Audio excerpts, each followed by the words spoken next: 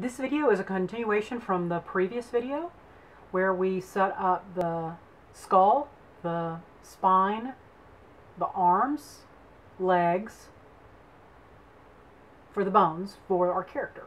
Now that we have the bones in here that we want, and like I said, if I want to do more detail later and I want to animate or I want to put in some bones for his spikes so I can move those, because that could be really cool, right? Say because my character is fire, he's got a face, and you know, with humans we have a bunch of facial muscles that allow us to read each other's faces to determine and detect emotion. In my character, his spikes could be part of that, right? Those of you all who live with dogs and cats or are familiar with them know that their tail, they use their tail to signal emotion. And so my character, my little fire character, his spikes could be part of his, you know, they stand up, they fall down if he's sad, stand up if he's alert. If he's mad, they could, you know, turn into flames. So I could really animate that at a whole other level of detail. But that's going to take hours, and I can only do 15-minute videos. So we're going to leave the spikes off for now, but know that we can do that. Okay, so what I want to do now is I have these two bones I created in order. So if I come over here to the chart, you're going to see that my bone 1 and my bone 2 are stacked. Basically what this means is they are in a parent-child relationship in a hierarchy that is currently has been established as forward kinematics. Now, again, I created this so that I could move the head. This bone is stationary, and this bone will move. So I'm going to leave the forward kinematics on this. I don't want to inverse it. And then I just have one bone for each limb, so they're all good. So I don't need to apply any inverse kinematics here. But if you're going to apply them, know that you should have at least 3 bones in a chain. And I don't have that anywhere in my character. If he had more, say he had longer arms, and there were a series of bones, and I created clavicles and connected all this, I could then create that IK chain to make hands and arms work together. For him, he's just got little flippers that are just going to move back and forth, and that's it. So you can do that. So if you were going to create arms, hands, and upper arms, and lower arms and upper arms and to shoulders, you could add that inverse kinematic chain that we discussed previously. Same thing with legs, right? We did a leg in a previous video. So what I'm going to do now is I'm going to select this bone, and I'm going to come over to my select and link tool on the ribbon, select it again, and connect it here. And I'm going to do that with each limb, bone. I'm going to connect them all to this. And then I'm going to click my eyes.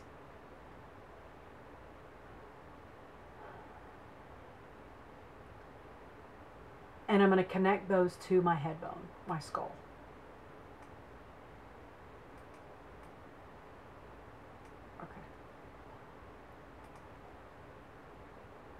And that should work, because when I move the head, I'm going to be able to move this head back and forth. I want the eyes to move with the skull, because if you think about your skull, think about your head, your eyes are in sockets inside your skull. And when you move your skull, the eyes are linked to your skull. So that's how we've linked that. I think I've linked all these guys together, but I would link, say this is a character that's going to follow, he's going to go everywhere he goes, he's going to have this balloon, and it's going to be its own animated character. I could animate this as well, and I would then link the bones in here.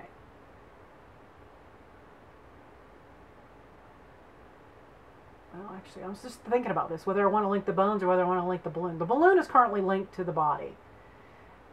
But it would probably be better to link the bones, or link the bones in this, once I put them in there, to this bone so that it moves. You'll see why in a minute. Let me not do it, and I'll show you why I should do it. Okay, so the next thing we're going to do is we're going to need to right-click and unfreeze everything so that we have access to our skin again. And remember, you want to make sure your edible poly is scrolled up, and you want to select edible poly to add your skin modifier. You don't want to add it at the top. It won't work. You'll go through the whole process and you'll be like, why doesn't this work? Because this skin modifier would then be trying to apply your bones to your turbo smooth and not to your edible poly. So that skin modifier needs to be right above the edible poly. All right, we're going to come down to under parameters. We're going to come down to bones, add, and make sure you expand anything that's got a bone that's got a little arrow next to it. You want to expand it so you can see them all. I've got 1, 2, 3, 4, I'm missing a bone. Oh, there it is down there. Okay, so I'm just going to hold down my control key and select all my bones that I want to be associated with my character. Okay, so I've got bones 1 through 6 selected over there, and now they're showing up over here. Okay, and I'm going to click off of this, and now my rig has been skinned. So what should happen, and I realize you can see some of the bones outside of my character in here, but you shouldn't be able to see them, and you can't see them in here.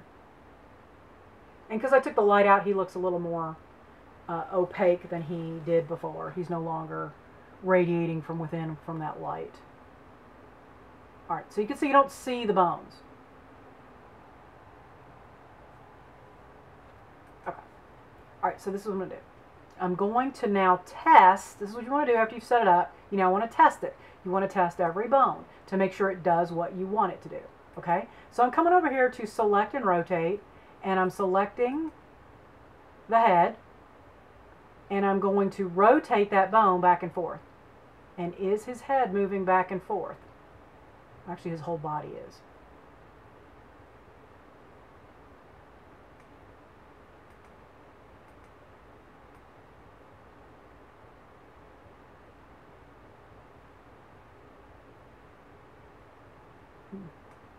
Okay. I promise you the first time I did this, just the head moved.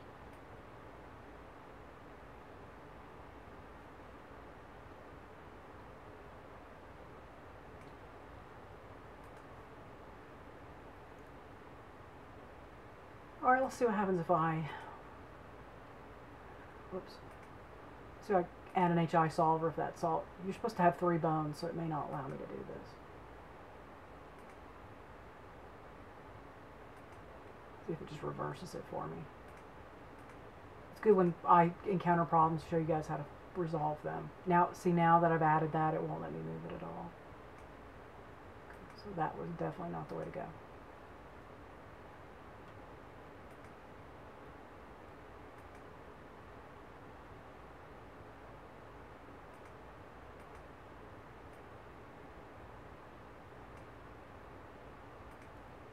And now we're moving it. Let's see how far back do I need to go? Okay, there we go. I think it's gone. Yep, it's gone.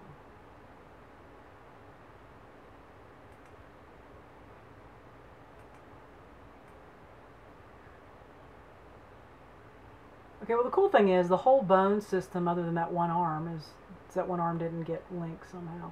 Okay, so I know I need to fix that. Okay. And I always undo anytime I do motion just to make sure I've reset it back to 0. Okay, this bone needs to be linked to the character. Right.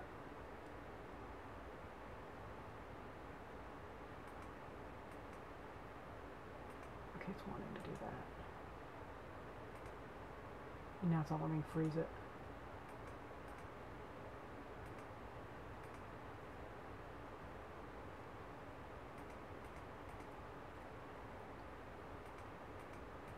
It's selecting. It's not even wireframe. It's wireframe. Okay, there we go.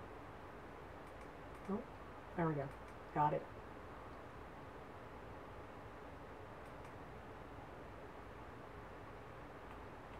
Alright, let's make sure. Alright, should be linked. Let's double check.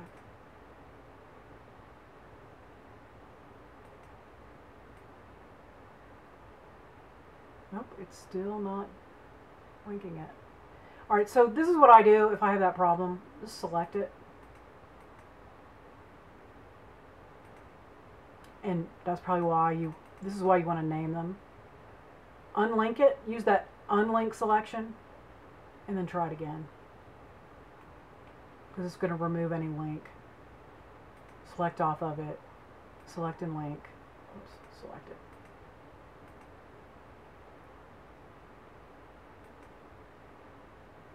And I want to link it to this guy. Okay.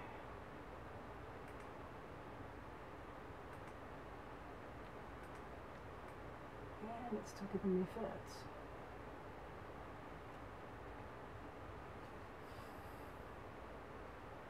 In this case, you know what I do? I would delete it and mirror that one back over. Because I know the other one works fine. Okay, so to save time, because we're running out of it, I'm just going to tell you that's how I would solve it. I would delete this one and put in another bone and possibly mirror this one over. Which is odd because this is the same bone as this. And then link it again and get it to link over. Okay, so now I want to test out my bones. So let's test out this one. Watch my character down here.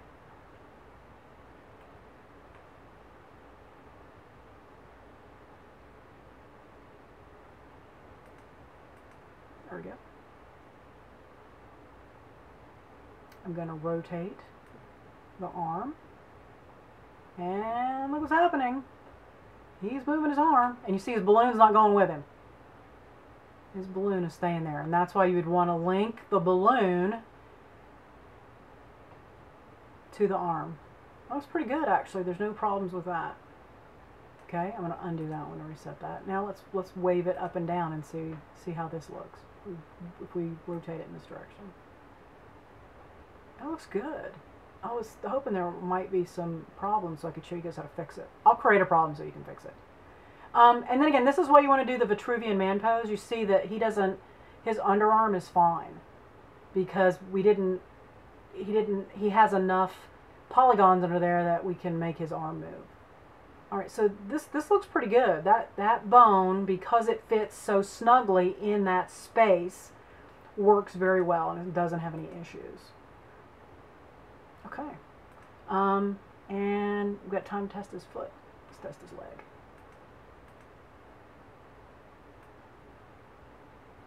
That looks good too.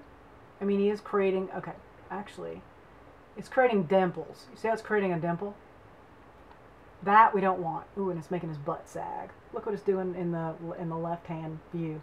He's getting, okay, that we don't want. And I'm going to show you how to fix that in the next video because I'm about out of time. I'm not going to have time to do it right. Okay, so in testing, those are the kinds of things we learn. Same thing here. Oh, yep, see it's doing it that way too. Okay, there are several takeaways here as we test. The more you do this, the better you'll get at modeling. And we had to start with modeling to be able to do this, and then we have to do this to be able to get better at modeling. Because as you'll begin to understand, this worked better than, his arm and his leg are similar, but the arm worked better than the leg. And the reason is actually because of, if you zoom in here, you'll see that there are more polygons in the arm. Okay, so in the next video, I'll show you how to fix this problem.